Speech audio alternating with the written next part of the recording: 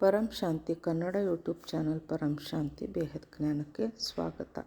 ಇಂದು ನಾವು ವಿಭಿನ್ನ ಪ್ರಕಾರದ ಬ್ರಹ್ಮಾಂಡಗಳಿವೆ ಮತ್ತು ಅಷ್ಟೇ ವಿಭಿನ್ನ ಪ್ರಕಾರದ ಶರೀರಗಳು ಇದೆ ಅನ್ನೋದನ್ನು ತಿಳಿಯೋಣ. ಪ್ರತಿ ಬ್ರಹ್ಮಾಂಡದಲ್ಲಿ 84 ಲಕ್ಷ ಪ್ರಕಾರದ ಜೀವರಾಶಿಗಳಿವೆ.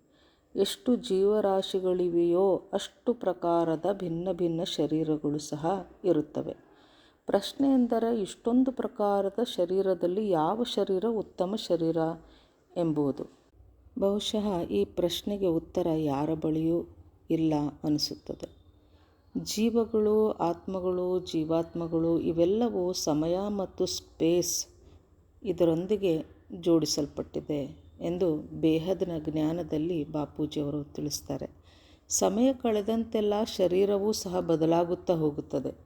ಉದಾಹರಣೆಗೆ, ಭೂಮಿಯ ಮೇಲೆ ಮನುಷ್ಯನ ಶರೀರ ಬಾಲ್ಯ, ಯೌವನ, ವೃದ್ಧಾಪ್ಯ ಈ ಎಲ್ಲ ಹಂತಗಳಿಂದ ಬರಬರುತ್ತಾ ಶರೀರ ಜರ್ಜರಿತವಾಗಿ ಮೃತ್ಯುವನ್ನು ಹೊಂದುತ್ತದೆ. ನಂತರ ಮತ್ತೆ ಆತ್ಮವು ಜನ್ಮವನ್ನು ಪಡೆಯುತ್ತದೆ. ಇದೆಲ್ಲ ಈ ಬ್ರಹ್ಮಾಂಡದಲ್ಲಿ ಶರೀರಕ್ಕೆ ಹೊಂದಿಕೊಂಡಿರುವಂತಹ ಸಾಮಾನ್ಯ ನಿಯಮವಾಗಿದೆ.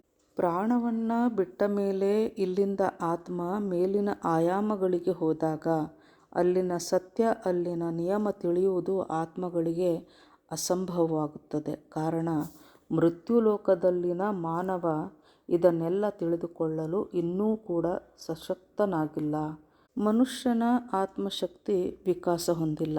ಮುಂದಿನ ದಿನಗಳಲ್ಲಿ ವಿಜ್ಞಾನದ ಪ್ರಗತಿ ಆಗುತ್ತಾ ಹೋದಂತೆ ಮನುಷ್ಯ ಆತ್ಮಶಕ್ತಿಯ ಮೇಲೆ ನಂಬಿಕೆಯನ್ನು ಇಡುತ್ತಾ ಹೋಗಲಿದ್ದಾನೆ ಎನ್ನುತ್ತಾರೆ ಬಾಪೂಜಿಯವರು. ಸಾಧಾರಣ ಆತ್ಮರೆಲ್ಲ ಆತ್ಮನ ವಿಚಾರವಾಗಿ ಆಸಕ್ತಿ ವಹಿಸುವುದಿಲ್ಲ. ಬಹಳ ಭಾಗ್ಯಶಾಲಿ ಆತ್ಮರು ಮಾತ್ರ ಈ ಆತ್ಮದ ಬಗ್ಗೆ ತಿಳಿದುಕೊಳ್ಳಲು ಮುಂದಾಗುತ್ತಾರೆ. ಈ ಸೃಷ್ಟಿಯಲ್ಲಿ ಅನಂತಾನಂತ ಗ್ಯಾಲಕ್ಸಿಗಳಿವೆ, ಅನಂತಾನಂತ ಯೂನಿವರ್ಸ್ಗಳಿವೆ, ಅಸಂಖ್ಯ ಮಲ್ಟಿವರ್ಸ್ಗಳಿವೆ.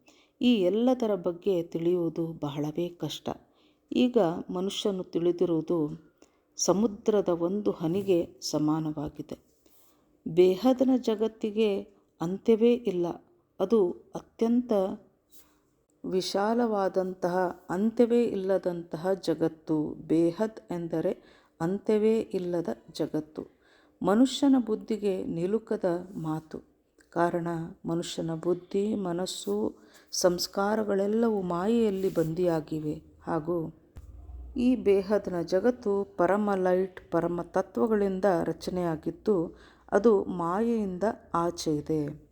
ಎಲ್ಲಿಯವರೆಗೆ ಮಾನವ ಮಾಯೆಯನ್ನು ಗೆಲ್ಲುವುದಿಲ್ಲವೋ ಅಲ್ಲಿಯ ತನಕ ಇದನ್ನೆಲ್ಲ ತಿಳಿದುಕೊಳ್ಳುವುದು ಅವನಿಗೆ ಅಸಂಭವ. ಬೇಹದ್ನ ಜ್ಞಾನದಲ್ಲಿ ಬಾಪೂಜಿಯವರು ಹೇಳುವಂತೆ ಆತ್ಮನ ಶಕ್ತಿ ಪರಿವರ್ತನೆಯಾಗುತ್ತಿದ್ದಂತೆ ಅದರ ಶರೀರವೂ ಸಹ ಬದಲಾಗುತ್ತಾ ಹೋಗುತ್ತದೆ ಮತ್ತು ವೇಗ, ಸ್ಪೀಡ್ ಕೂಡ ಬದಲಾಗುತ್ತದೆ. ಹೀಗಾಗಿ ನಾವೆಲ್ಲರೂ ಪ್ರಕಾಶದ ಗತಿ ಮತ್ತು ಪರಮಗತಿಯನ್ನು ತಿಳಿದುಕೊಳ್ಳಬೇಕು. ಪರಮಗತಿಯು ಮನುಷ್ಯ ತನ್ನ ಆತ್ಮಬಲದಿಂದ ಪರಮಾತ್ಮನನ್ನು ಪಡೆದಾಗ ಪ್ರಾಪ್ತಿಯಾಗುತ್ತದೆ. ಆತ್ಮ ತನ್ನ ಸಂಕಲ್ಪಗಳಿಂದ ಕರ್ಮ ಬಂಧನವನ್ನು ತೀರಿಸಿಕೊಂಡು ಶರೀರವನ್ನು ಬಿಡುವ ಸಮಯದಲ್ಲಿ ತನ್ನ ಸಂಕಲ್ಪ ಶಕ್ತಿಯ ಪ್ರಯೋಗ ಮಾಡುತ್ತದೆ. ಆಗ ಅದು ನೇರವಾಗಿ ಪರಮಗತಿಯನ್ನು ಪಡೆದು ತನ್ನ ಮೂಲ ಸ್ಥಾನ, ತನ್ನ ಮೂಲಧಾಮವನ್ನು ಸೇರುತ್ತದೆ. ಈ ಧಾಮವೇ ಬೇಹದ್ನ ಜಗತ್ತು, ಬೇಹದ್ನ ಪರಂಧಾಮವಾಗಿದೆ. ತನ್ನ ಅಂತಿಮ ಸಂಕಲ್ಪದಿಂದ ಆತ್ಮ ಪರಮಗತಿಯನ್ನು ಪಡೆಯುತ್ತದೆ. ಇದಕ್ಕಾಗಿ ಆತ್ಮವು ಜೀವನವೆಲ್ಲ ಅಭ್ಯಾಸ ಮಾಡಬೇಕಾಗುತ್ತದೆ. ಆಗಲೇ ಆತ್ಮ ಪರಮಗತಿಯನ್ನು ಪಡೆಯಲು ಸಾಧ್ಯ. ಈ ಪ್ರಯಾಣದಲ್ಲಿ ಆತ್ಮ ಬೇರೆ ಬೇರೆ ಬ್ರಹ್ಮಾಂಡಗಳಿಂದ ಹೊರಬರುತ್ತದೆ. ಈ ಸಮಯದಲ್ಲಿ ಅದರ ಶರೀರವೂ ಸಹ ಬದಲಾಗುತ್ತಾ ಹೋಗುತ್ತದೆ.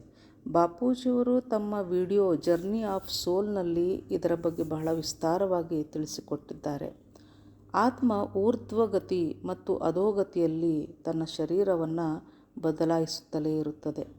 ಆತ್ಮವು ಮಾಯೆಯ ಜಗತ್ತಿನಿಂದ ಮೇಲೆ ಹೋಗುತ್ತಿದ್ದಂತೆ ಶರೀರದಲ್ಲಿ ಆತ್ಮದ ಪ್ರಕಾಶವು ಹೆಚ್ಚಾಗುತ್ತಾ ಹೋಗುತ್ತದೆ.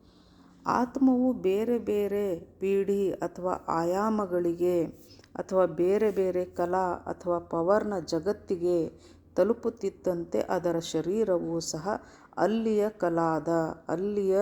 ಶಕ್ತಿಯ ಪವರ್ನ ಅಂದರೆ ಅಲ್ಲಿಯ ಆಯಾಮಗಳಲ್ಲಿ ಯಾವ ಕಲಾ ಅಥವಾ ಶಕ್ತಿ ಇರುತ್ತದೆಯೋ ಅದಕ್ಕೆ ಅನುಗುಣವಾಗಿ ಶರೀರವೂ ಸಹ ಬದಲಾಗುತ್ತಾ ಹೋಗುತ್ತದೆ. ಭಿನ್ನ ಭಿನ್ನ ಪ್ರಕಾರದ ಶರೀರದೊಂದಿಗೆ ಭಿನ್ನ ಭಿನ್ನ ಜ್ಞಾನ ಸಹ ಆತ್ಮನಲ್ಲಿ ಬರುತ್ತಾ ಹೋಗುತ್ತದೆ. ಮನುಷ್ಯ ಆತ್ಮರು ನಮ್ಮ ಬ್ರಹ್ಮಾಂಡದ ರಹಸ್ಯವನ್ನು ಆಳವಾಗಿ ಅಧ್ಯಯನ ಮಾಡಿದಾಗ ಆ ಆತ್ಮರ ಶರೀರ ಯಾತ್ರೆ ಬಹಳ ಸುಗಮ ಹಾಗೂ ಸರಳವಾಗುತ್ತಾ ಹೋಗುತ್ತದೆ ಎನ್ನುತ್ತಾರೆ ಬಾಪೂಜಿಯವರು. ಪರಂ ಶಾಂತಿ. परम शांति सोचो बोलो परम शांति. Join us daily for our morning live meditation, Monday to Saturday, 5:30 to 6:30 a.m. Join us daily for live meditation, 10 p.m. to 11 p.m. on YouTube Live. Subscribe now. Website www.paramshanti.org. Email us anand@paramshanti.org. Like, share, subscribe. Join today. बेहद की परम शांति सो